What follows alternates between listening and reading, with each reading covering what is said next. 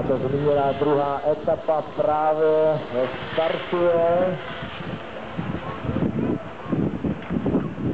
A samozřejmě, že za bouřlivého povzbuzování tady publika bude také dojíždět tady do cíle.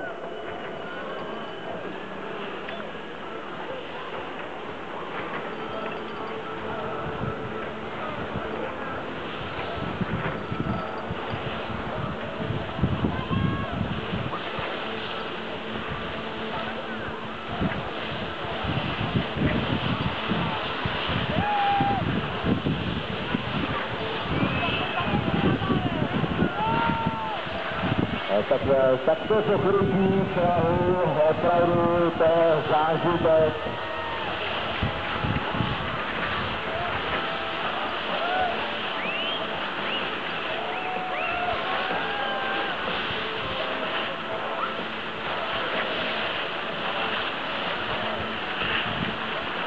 Takže opravdu to stojí za velký potlesk.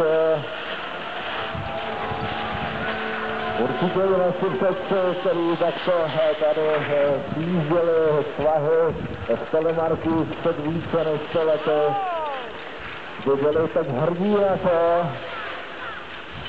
A samozřejmě tento svět bude i dokumentován. A tak já pevně věřím, že až někdo právě se podívá do historie, třeba v tom roce 2013, že bude právě vzpomínat a hledat své předky právě i na fotodokumentaci z letošního roku.